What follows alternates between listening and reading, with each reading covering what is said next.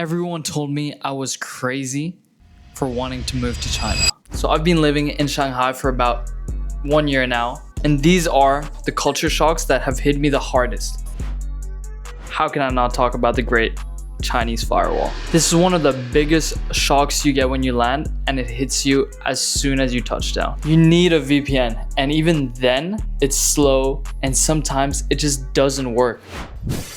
Recently, some VPNs haven't been working super well, to the point where I've even been using WeChat Reels to scroll on the toilet. Some desperate time. But is it a reason not to come? Honestly, no. Download your VPN, get a good one, not a free one, get it paid, and most of the days it'll work fine for you. It's really not a huge issue, even though you'll notice it won't be as smooth as using your social media outside of China. It's better than nothing, and you'll get used to it.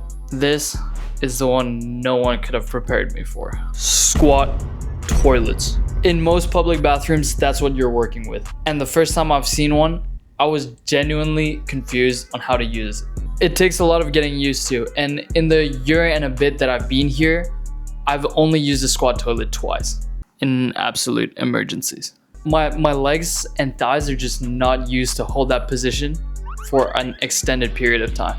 So I just can't do it personally. So either prepare yourself before going out or train your squats when you're at the gym. Also, don't forget to bring tissues with you, because in China, tissues aren't always guaranteed in the toilet, and so just in case, it's always good to have a packet of your own. We have to talk about cash. Everything, everything is paid through your phone, whether it's an online payment or physical payment. It's all using either WeChat or Alipay. Street restaurant, phone payment. 7-Eleven, phone payment. Street vendor with fruits, also phone payment. Your international credit cards are almost always useless here. And even if you try to pay with cash, 90% of the time they'll reject you because they won't have enough change for you. Now they've made it relatively easy to set up your international bank accounts to WeChat or Alipay. So make sure when you first arrive here, have that as one of the first things you do when you land. It'll make your time in China so much easier. Before I get into the next point, I just want to thank you guys for all the support you've given me so far. It really means a lot. If you're finding this video helpful, please go down, subscribe, drop a comment, like the video. And if you know anybody else who would love to hear this information, send this to them. Let me know what you guys think. This one hit me way harder than I expected. The language barrier. I mean, it makes sense. You're in a different country. English isn't the main language. Of course, everything's going to be in the local language, which is Chinese. But the thing is, I feel like in a lot of places, usually using the alphabet, you can kind of decipher what some of the things mean. Here, everything around you is in characters, whether it's the menus, street signs, restaurant signs, everything are in Chinese. Especially apps.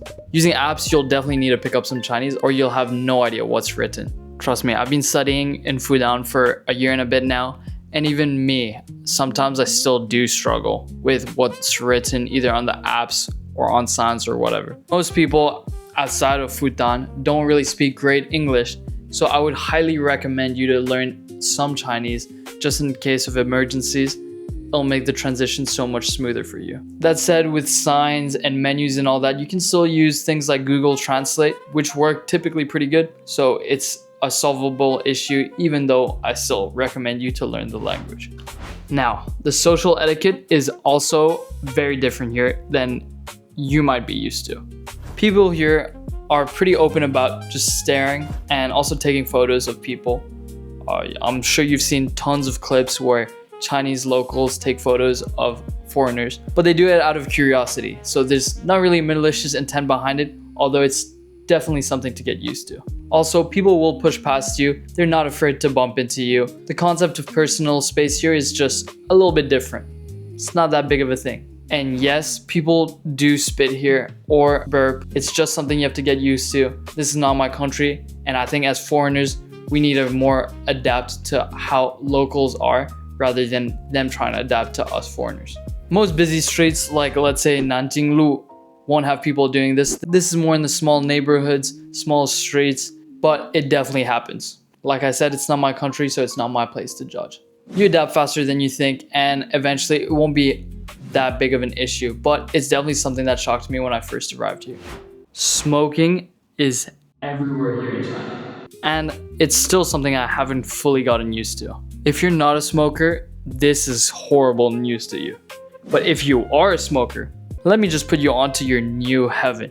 Cigarettes are super cheap. A lot of locals smoke. Doesn't matter what age, where they're from. You can buy cigarettes so easily for just about anybody and any price. Also, some places here don't care if you smoke indoors. Whether it's a lift, a gaming cafe, a restaurant, it can happen that people are smoking inside. That's something you have to get used to too. It's not a deal breaker for me, but it does remind you that you're in a different country and it's not something you might be used to. You learn which restaurants have people smoking in them and which don't. But still not a great feeling when you go to eat and you come out smelling like you worked a double shift at the nearest casino. With all that being said, my final culture shock has to be the most important one of all: safety. I've never felt unsafe here in China. China is definitely the safest place I've ever been. You can leave your laptop anywhere, unattended to, and it'll still be there without having moved an inch after how many hours? I'm going to take my computer out and just leave it here. I'll show you. No one takes your stuff here. It's super safe. And this is exactly how I'll show you. Just gonna leave this here. I got my little spot here. You can have a direct line of vision onto the computer. I'll just wait for maybe 10-20 minutes. We'll see if anyone touches it. So far, no one has touched the computer, and it's just past 10 minutes. No one's touched it, and it's been 25 minutes. It's still there. There's so many cameras here that even if something were to happen to you, the person that would have done it would have been caught so quickly that I think at this point, nobody even tries. As a result, you feel super safe. And I can't speak for women, but as far as I know, my girlfriend has never felt unsafe here in China. And I think that's the case with a lot of other girls. I also want to do a segment where I read last video's comments and I'll respond to them live in this video. Today's comment is from Muhammad Azan. He says, "Hello brother, please make a video on how much China is safe for a boy or girl and which university is good for studying as a foreigner." Now, my answer is obviously, I'm gonna say Fudan. I think it's a great university, especially if it's the first time for you in China. A lot of the people I've talked to here love studying here as a foreigner. Hope you guys enjoyed and have a great rest of your week. See ya.